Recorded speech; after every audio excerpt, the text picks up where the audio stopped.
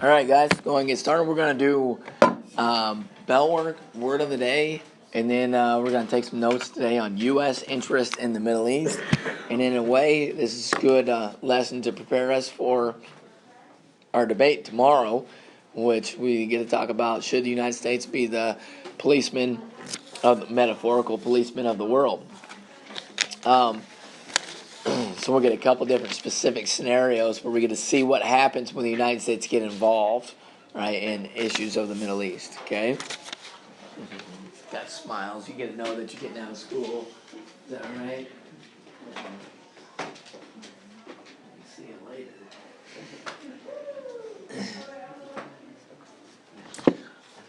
All right. Number one, largest of the three monotheistic faiths. Largest of the three, Miss Cheyenne? Christianity. What's the other two monotheistic faiths? Islam and Muslim is the same thing. Judaism. There you go. So Judaism is the smallest, and they're much, much smaller than Islam and Christianity. With our notes today, I've thrown in some slides that I stole from an Eastern Illinois University professor. I went to a conference last year, and he spoke. He's an expert on Islamic studies. He's been to the Middle East multiple times, and he had some interesting insights there that I'd like to share with you as well. Number two, the current leader of Syria. Who's that guy, Ms. Kaufman? Assad. Yeah, President Assad. You remember the political cartoons I shared with you earlier a couple weeks ago? One, he's got a gas mask on, right? And then the other one's, he had a change of ties, implying that he's making these drastic changes in Iran so that he no longer has these human rights violations in the past. Number three, the current president of Iran. What's his name, Miss Josie? Hassan Rouhani, right? Some people have identified him as the most pro-Western president that Iran has had in the past 50 years. However, it doesn't mean much because when we really dig deep into it, who's got all the power in Iran? And remember what position? The supreme leader, right? The Ayatollah. No free speech in Iran. Well, social media, but he likes to tweet, right? Ironically. Number four, the former leader of Iraq. So he's no longer alive, right? Who used chemical weapons on the Kurds. He's going to be an emphasis of our study today. He's a former Iraqi dictator, 1980s, 90s, early 2000s. Yep. Saddam Hussein. So that's another name you need to make sure that you memorize. We got the Ayatollah. We've got Hassan Rouhani, Abu Bakr al-Baghdadi, and this guy, Saddam Hussein. Okay, so we'll look at him a little bit more today. Figure out again, he's no longer alive. He was captured, put on trial for crimes against humanity, war crimes, and then sentenced to death, hung, ironically. Number five, location of the Taliban. Where are they located? Cameron, the Taliban. Iraq is a good guess. Many of us at the time, me growing up during the early 2000s, I thought that's where they were at too. But it's not Iraq. Yeah, Miss Overs? Wasn't it Afghanistan? It's Afghanistan, right? So we're going to differentiate that a little bit today, talk about Afghanistan and Iraq and U.S. involvement in those two areas and reasons for that, okay, to try to clarify some of the misconceptions, whether it's today or historically in the past. All right, let's do our word of the day.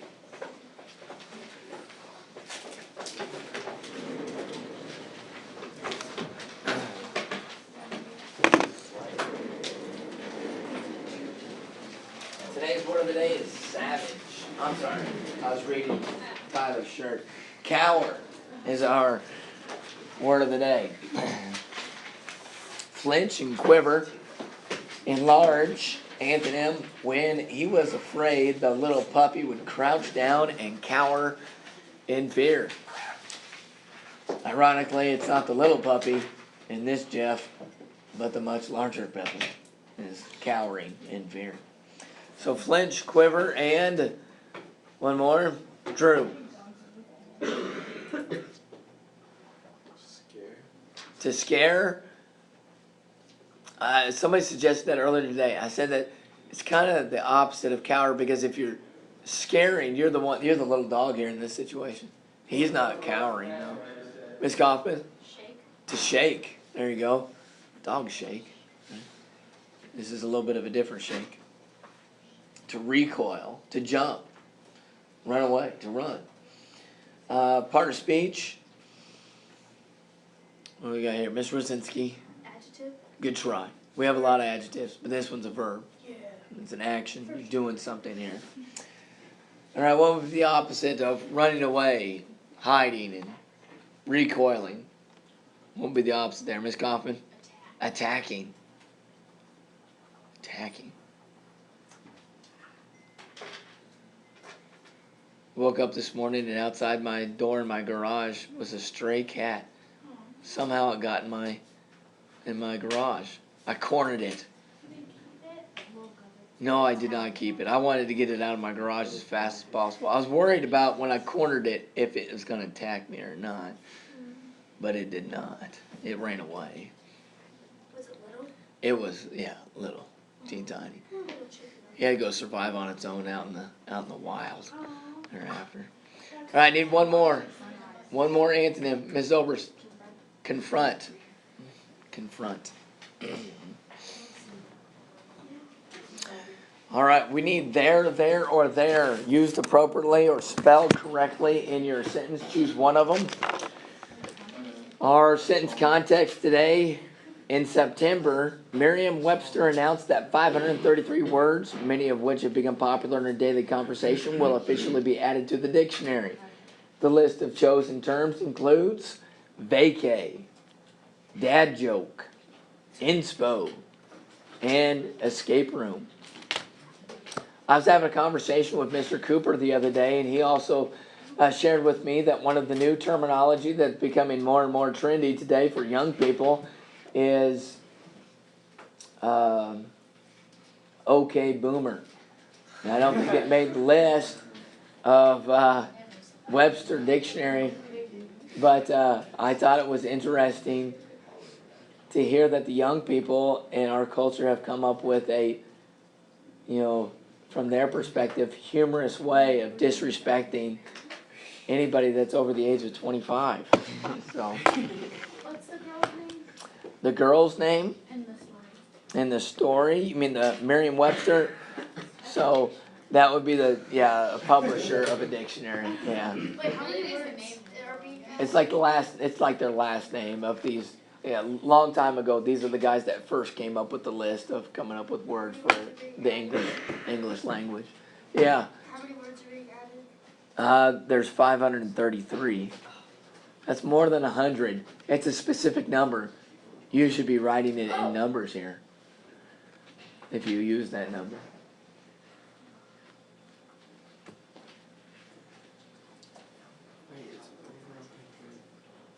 It's a specific number. You need to use numbers instead of letters when you write that number out. If it's below 100, you need to use letters rather than numbers, unless it's a fraction, decimal, percentage, date, those type of things. Go ahead and share your sentence with the person in front of you, person behind you. 125. 125. How many words? 533. Pick out there. Spell it out for them. It's on there. 33 words added to the dictionary. Which there did I use?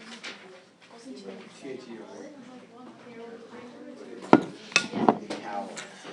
How am I going to?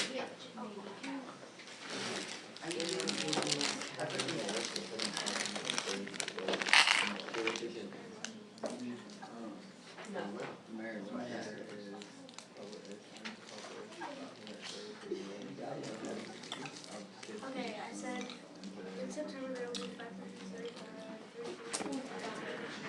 It has calories. What does that mean? All right, Hadley. What do you got? Half the law firm's gone today, so had to work on your own. Let's listen for there. There are people not cowering away from putting 533 words in the Webster Dictionary. There are people. So in this case, what kind of spelling should he use? E-R-E. There are people. Right? All right, let's go and put that off to the side. Sheet of notebook paper, line just left of center. Dual column formatting.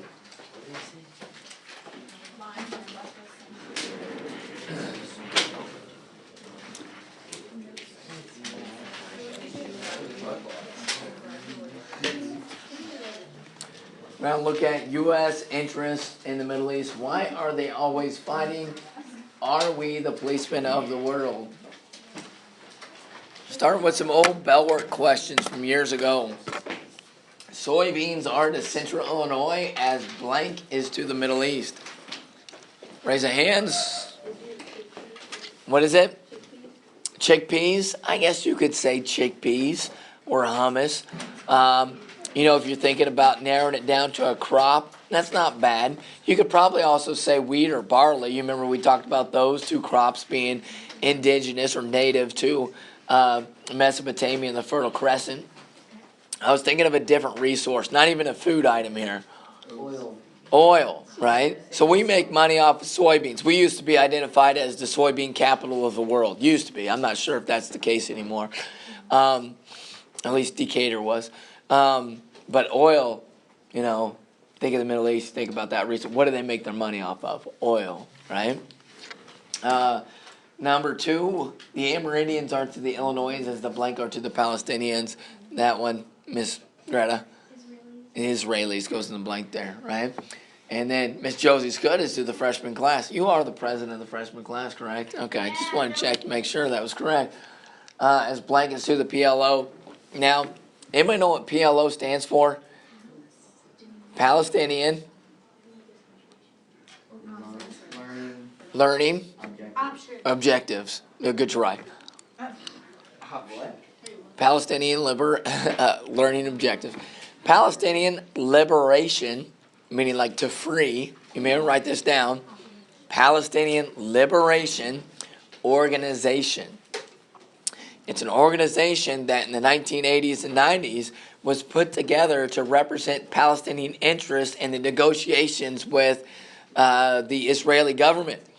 And in a way, they were trying to take steps towards developing sovereignty and independence from Israel to create their own state, right? However, things have broken down. Their former leader of the PLO was a guy named Yasser Arafat. A-R-A-F-A-T. Yasser Arafat. Now, he's long gone now, and the Palestinian liberation has really lost its influence in the negotiation between the Palestinians and Israelis. Today, it's really about the Palestinian Authority, and then there's another organization, I believe it's Hamas, H-A-M-A-S, that represents Palestinian interests in the negotiation between Palestinians and Israelis today. Hamas, though, has some negative perception from the Western viewpoint. The United States has labeled Hamas as a terrorist organization before. Okay, so ironically, they're supposedly changing and really representing the interests of the Palestinians, especially, I believe, in the Gaza Strip. Okay. All right. So these are some slides that I stole from this professor at Eastern, and so I wanted to share some of the insights that he had, that he shared with a bunch of teachers, so that we could share them with you. Okay. So this really is a U.S. interest in the Middle East, but it's a lot about Islam. Okay, for a moment, since we talked about Islam quite a bit, I want to share these with you as well. Sometimes when it comes to terminology and vocabulary that you're looking at with the Middle East, it can be a bit confusing. So there's 3 terms that he threw out that he says is sometimes used interchangeably, but when you really get down to it and you look at it, it doesn't mean and refer to the same thing at all. Okay. Sometimes when people look at the Middle East, they call it the Islamic world or the Muslim world. Sometimes people refer to it as the Arab world. And then sometimes people just classify it, just like we have in class, we call it the Middle East, right? So if you really look more specifically about those terms and what they mean, they don't mean the same thing at all, right? So if you look at this particular map that identifies the Islamic world, you can see that the darker areas, that's where the influx of the Islamic population is. It goes beyond what we have classified as the Middle East. A lot of Africa here, which we would say, the portion of North Africa, that's associated with the Middle East. But look at this over here. Indonesia. Do we say Indonesia is part of the Middle East? No, not at all, okay? So that doesn't really match up. And then the other term of the Arab world, of the Arabic culture, well, that doesn't match up with what we're talking about either, because the Arab world only goes as far east as the Arabian Peninsula. It doesn't go any farther beyond that, because you run into the Persian culture, the Persian world, with Iran and the Stans on the other side of it, right? So that doesn't match up very well. And then what some people define as the Middle East, they don't include Egypt in it. They only include the Arabian Peninsula. Sometimes they include Turkey. Sometimes they don't. Sometimes they include the Stans over there. Sometimes they don't either. So it can become a fairly abstract concept when it comes to clearly defining what is and what isn't the Middle East. Okay? I had some thoughts on Islam that I'd like to share with you as well. All right? You don't have to write all this down. Maybe a few points here or there. But he got this research, or these numbers, from Pew Research Center, which is a valid research organization. Most of these are statistics associated with followers of Islam. And I'd like you to take these numbers and try to make some connections to what we've been looking at with factfulness and birth rates and what Han's been talking about there, okay? So today, well, a couple years ago, 2015, the populations of followers of Islam would be 1.8 billion. So it's almost 2 billion people. And, we use what number for population in the world? We would say what? How many billion? 7 billion. Right? So it's getting closer and closer towards 8 now. I know that. I realize that. 2015 is closer to 7 rather than 8. Sound good? So we'll just still use 7 billion. So that's 2 billion of 7 billion, 2 sevenths. Okay? You break that down, it's almost, 25% of the global population. So 1 in 4 people in the world of the 7 billion people happen to be followers of Islam. Okay? So for some people, you put it in that terms, especially for people in the Western world, in the United States, it's a lot bigger number than what you would anticipate.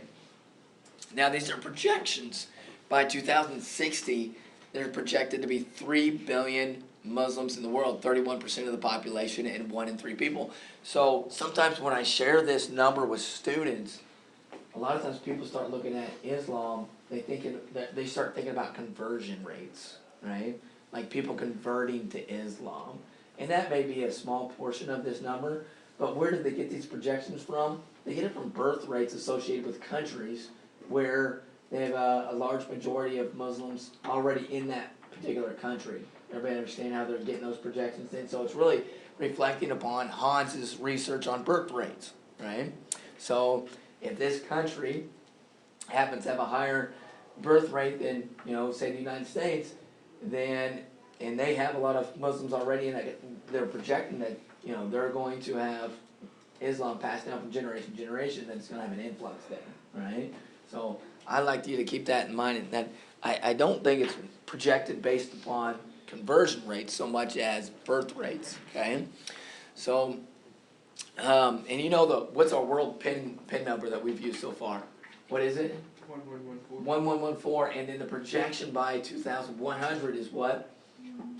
1135, right? So 3 is here, Africa, right? If you looked at that map with the Islamic world, there's a lot here, right? With 3, and then 5 over here in Asia, and Indonesia is over here in Asia as well, so you can understand why there would be such a drastic increase in followers of Islam. So this one is kind of an eye-opening stat as well. So Christianity is the largest of the 3 monotheistic faiths. We had that in our bell work. But by 2050, it's projected that based off birth rates, there will be the same number of Christians, followers of Christianity, as their followers of Islam. So, where do all the followers of Islam live, or where do the majority of them live? And I found this kind of eye-opening as well. The most popular place where the most Muslims are found is actually not even the Middle East at all. It's in Indonesia, right? It's in Asia, okay? 88% of the population of Indonesia are followers of Islam. Number 2 is Pakistan. So that's pretty far east. It's on the edge of our, what we think of our Middle East map, right? Including Pakistan into our study on the Middle East there. 96%. If you know much history about India and Pakistan, after India gained its independence, they actually separated Pakistan from India for the sole purpose, or one of the main reasons, was about faith and religion. India is predominantly Hindu, and then they separated Pakistan from it, and the majority of followers of Islam moved from wherever they were at in India. It was a mass migration over towards Pakistan thereafter, okay? So that's why there's such a high percentage there. And then number 3 is India, another country that's not even in the Middle East, what we don't consider to be a part of the Middle East, right? And you can see the percentage of the population of India. It's really low. 14.6% of the population of India, followers of Islam. But even so, it's still number 3 on the list. So what does that tell us about the population of India? It's huge. It's massive, right? There's over 1 billion people in India alone, okay? Bangladesh, Egypt, Nigeria, Iran, Turkey, Algeria, Morocco. If you really think about it, we get specific about the countries in the Middle East of what we have classified as the Middle East. You know, you got Morocco and Algeria and North Africa, but really, you can get rid of those. Turkey and Iran. That's it, really. Pakistan, you can throw that in there maybe. But a lot of these countries that have large followers of Islam, they're beyond what we classify as the Middle East, what we have classified as the Middle East. Yeah. On the last slide, it said India had 14 point. Is it 94? 14.6. Wait, but like, why would that? Why is it 14.6 if that's number 3 on the list? What are you asking? Like, it says 14.6. Isn't that Okay, the world? so this percentage right here Yeah. is the percentage of the population in India. Sound Okay, good? yeah. So India's population is huge, right? And so since it is so big, you know, they don't have to have as high a percentage here to make it on the list of where Muslims live. All right. Other things that this professor shared, he talked about languages of the Middle East. Sometimes we get caught up in thinking that the Middle Eastern culture is homogenous. They're all the same. They speak the same Arabic language. Well, that's completely false. Arabic is kind of like a common denominator that people in North Africa and the Middle East, they have a tendency to use it, but what is Arabic varies from place to place, okay? Persian, you go over to Iran, and they speak the Persian language, Turkish language, Hebrew, that would be with Israel. The Kurdish language, we talk about Kurdistan, the Kurds, and there's a list of a large number of others, English involved there as well. So again, there are more than 30 varieties of the Arabic language, right? So it you know, we use the term Arabic, but what exactly is Arabic is going to vary quite a bit. So if you're speaking Arabic over here on the western portion of Africa, and then you go over here to, say, Yemen and Oman, and you try to have a conversation in Arabic with somebody over here, a lot of times they're going to struggle to communicate with one another because it's just such a drastic change, different variation of Arabic that way. Sound good? So, a common misunderstanding when it comes to language and what we've classified as the Middle East, okay? All right, let's start with a political cartoon for our study on U.S. interests in the Middle East, okay? A couple of them here. The first one, anybody know the name of this president? Oh, this president. President who? And that's not Obama. You're dry. Goes back before him. He's the one that precedes Obama. Bush. So it's the younger of the two, right? Now both President Bushes had some situations where there was some intervention in the Middle East, both in Iraq actually, but this is the younger of the two. So what is the artist communicating here? He's all tangled up in ropes, right? What's he communicating, Mrs. Overs? That when the U.S. tried to, like, is trying to control Iraq, Uh-huh. we're getting stuck in the middle of everything, and Iran, it looks like, is mocking us. Uh-huh. We're trying to threaten Iran, but we're not doing a very good job with Iraq. Right. So, yeah, we're trying to take care of the issue in Iraq, but when you get in, it's like you get tangled up in everything. It's almost like we think that we can go in, we can do our thing, and then we can get out. But the reality is, when you go in, when it comes to the Middle East, you can all get mixed up in there, and it seems like we can't ever get out, right? We're always going back in over and over and over again. And the big things that we're looking at today is Iraq and Iran. It seems like we're constantly, involved in the Middle East because of those two particular areas. Notice over here in the background, who are these guys? It says the West. Who's the West?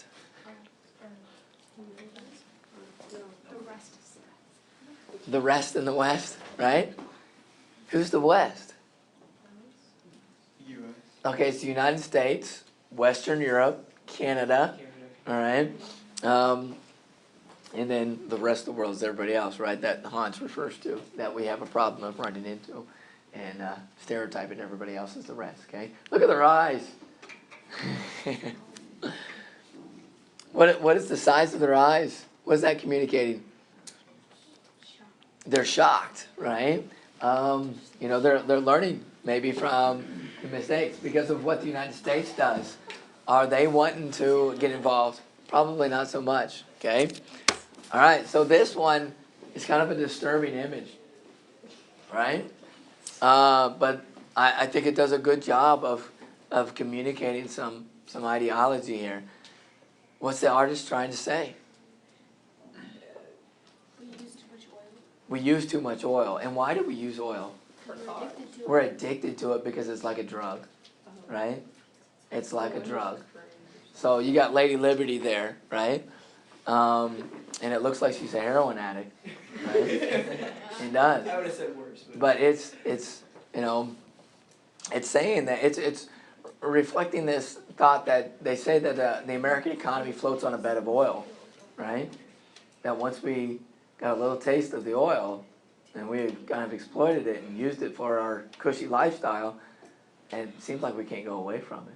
And a lot of the decisions that we make, even in like foreign policy decisions, are kind of contingent upon, at least in the 1980s, 1990s, was contingent upon where's the oil at, right? Now, is our reliance upon oil is the same today as it was 20 years ago? No, it's a little bit different. We've, got our own production of oil. We've really ramped that up over the past 10 years. And we've started to try to transition away from that particular resource. But it still has somewhat of an effect over our economy. All right. So, historically speaking, U.S. involvement in the Middle East, in the very beginning, thinking about like when the United States was early on as a country, we kind of stayed away from the Middle East when it came to foreign policy and involvement in foreign affairs. We'd much rather get involved in other areas, or we had a history of getting involved in other areas of the world, not in the Middle East. And there's a couple reasons for that. One, this guy. Anybody know who this guy is? Roosevelt. Which one? Because there's two of them. Teddy, right? So Teddy and the Rough Riders. He was kind of like a big symbol of American imperialism at the beginning of the 20th century. He's kind of funneling us towards the Caribbean, or towards Latin America, or towards the Philippines. Okay, so that's one reason. Our interests are someplace else. The Monroe Doctrine. Okay, keep throughout the second half of the 20th century, keep communism out of the United States. Okay, the other reason, at the beginning of the 20th century, it was really theology. We had a lot of missionaries coming out from the United States, and they tried to go to the Middle East and to convert people to Christianity in the Middle East. They ran into some very strong-minded followers of Islam, and they didn't have much success in converting to Christianity. So they decided to go elsewhere, go to other parts of the world, such as Africa or Asia or other regions of Latin America, right? So that would deter, when we think about politics, some of the decisions were to stay away from the Middle East then, okay? Now, we have changed drastically, and our involvement in the Middle East has been heightened quite a bit, especially over the past 25 years, okay? And it really started before 9/11, but that's where we're going to pick up for just a second, okay? 9/11 is what year? 2001, okay? So, this is kind of a confusing time. I was in college at the time, and I'll give you I'll tell you truthfully, honestly, I was mixed up about what was going on, okay?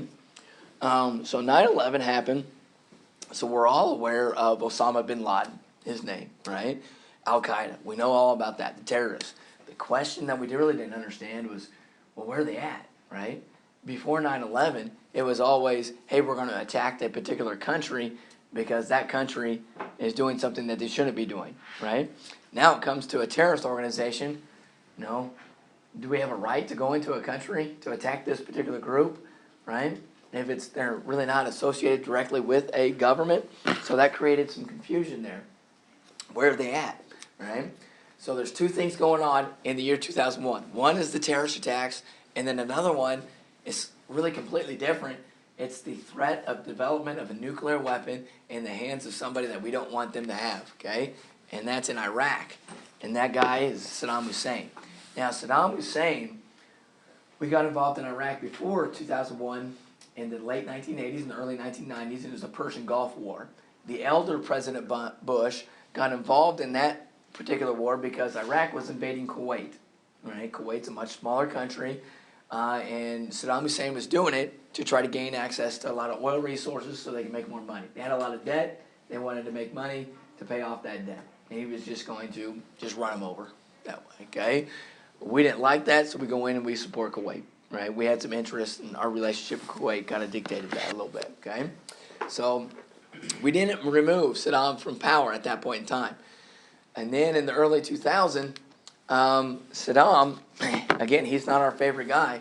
When you guys grow up, Osama bin Laden's the guy, right? Or Abu Bakr al-Baghdadi, right? He's the main nemesis, right? That you guys know of, and he's a bad guy. When I was growing up, the guy's name was Saddam Hussein, right? Everybody talked about Saddam Hussein being the bad guy, right? And he was threatening the world with weapons of mass destruction. So there was some thought and suspicion that he was getting his hands on nuclear weapons, right? WMDs. Sound good? So what we did was we want to make sure that he didn't get his hands on that stuff because he had a history of doing some awful things, like the Kurds back in the 1980s, using chemical weapons on them, right? So we just didn't think it was a good situation for him to have access to those things. So we said that we'll take these weapons inspectors and you need to allow them to come in and do some, research and inspecting of your facilities, okay? So initially Saddam allowed these weapons inspectors, the UN weapons inspectors, to come into Iraq, right? Then all of a sudden, he stopped and didn't allow them to come in anymore. So over here in the Western world, we're trying to fill in the blanks. We're making the assumption that he doesn't allow them to come in because evidently in their research, in their investigation, they were getting close to something, of uncovering something that he didn't want us to, uncover, right? So he doesn't allow them in anymore, right? So, again, we make the assumption that, hey, they must have something. So we give Saddam, or George Bush gives him an ultimatum, saying that you need to let these weapons inspectors back in by this particular date, and if you don't allow them in, we're going to invade. So we give him that ultimatum. That date comes, and it passes. He doesn't allow the weapons inspectors back in. We've given the ultimatum. We have to back it up. We can't just say things and not back it up, so we have to invade, right? So we invade Iraq, and for a lot of us, this is around 2001, 2002, 2003, when this is going on. And for a lot of us, me included, I'm thinking we're involved in Iraq because that's where the terrorists and Osama bin Laden's at, right? So we're all for it, right? The invasion of Iraq. And we're really mistaken, completely mistaken. Osama bin Laden has nothing to do with Iraq, right? He's over in another country farther east. Anybody remember what that country was? Where that country is, because the Taliban's still there today, it's Afghanistan, all right? So it's completely different, all right? So a lot of us were kind of supporting the war in Iraq when we were kind of confused about the whole scenario, okay? So we invade, and we expect to find these weapons of mass destruction. However, we don't find anything, all right? So reflecting back on it,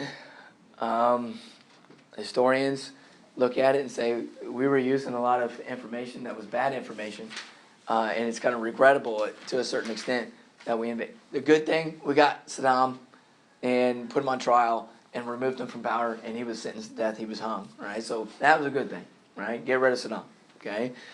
The bad part about it was when you remove Saddam, it created a power void, like a vacuum, political vacuum in Iraq, right? Where there was no political authority, and it created kind of like a Wild West type of atmosphere. It created an environment where certain factions could grow. And so 10, 15 years after our invasion of Iraq, there's a large organization that takes over a large portion of Iraq. And you guys are familiar with that organization. What would that be?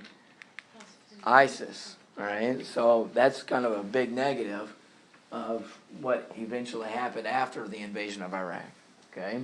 So we didn't find any weapons of mass destruction, so it was a little bit of a negative conclusion there, okay? All right, so that's why we've been involved in Iraq, right? A lot of it has been because of that threat of Saddam Hussein, weapons of mass destruction, okay? We've been involved in Afghanistan ever since the terrorist attacks of 2001, and that's why we're still there, because of the Taliban. Now, Osama bin Laden's gone, but the Taliban is still there. So Iran, this is a little bit of review. You know, we talked about Iran before, ever since 1979, and the Iranian Revolution. You remember they overthrew the Shah, who had some close ties to the American government at that point in time, 1970s. The young people, they overrun the U.S. Embassy, and they take the Americans hostage. You may remember how many days they take them hostage for? Oh, it was like a really long time. It was, yeah. 6 years. 6 years? Not A 6 year. years. No, it was 555 days, so it was over a year. 555 days. And it was like a symbol of this distrust between the Iranians, this new Iranian government, and the United States. So ever since, we've had issues with Iran, right? And so there's been this back and forth, this threats from Iran enriching uranium. At times we've had negotiations with them and developed certain type of treaties saying that you'll only use it for domestic purposes and energy use. And then we've gone away from that those treaties recently, and we've imposed economic sanctions upon them, and their economy kind of struggles significantly because of that. But then again, they're threatening to develop nuclear weapons again, right? So it kind of goes back and forth, right? With Iran. Iran has also been known in the past historically to support other types of organizations that are anti-Western in the Middle East, specifically like Hezbollah or Hamas, like in Palestine. They would support the Palestinians to fight against the Israelis, to undermine the authority of the Israelis. For the Iranians, the Israelis represent Western influence in the Middle East. They don't like that idea. And so they got involved quite a bit there. They've been involved in the recent war, the civil war in Yemen. They're on the opposite side of Saudi Arabia. Saudi Arabia supports one side of the Yemeni civil war, and then Iran supports the other side. And so it's kind of like a Cold War-esque type of atmosphere there in Yemen, with Iran on one side and Saudi Arabia on the other. Okay. All right. So this kind of gives us an opportunity to think about, our involvement in other parts of the world, and leading us up to our debate tomorrow. Did I share with you an example yesterday? Yes. Okay, about the map, right? Yeah. Yeah. Okay, you can't use the map, but you can come up with other things. The idea is to come up with 3 to support your cause or your argument. For that. Red is, yes, we should be the policeman of the world. Black is, no, we should not be the policeman of the world. Okay? Ms. Greta? So it's the whole world, not just the Middle East. Yeah,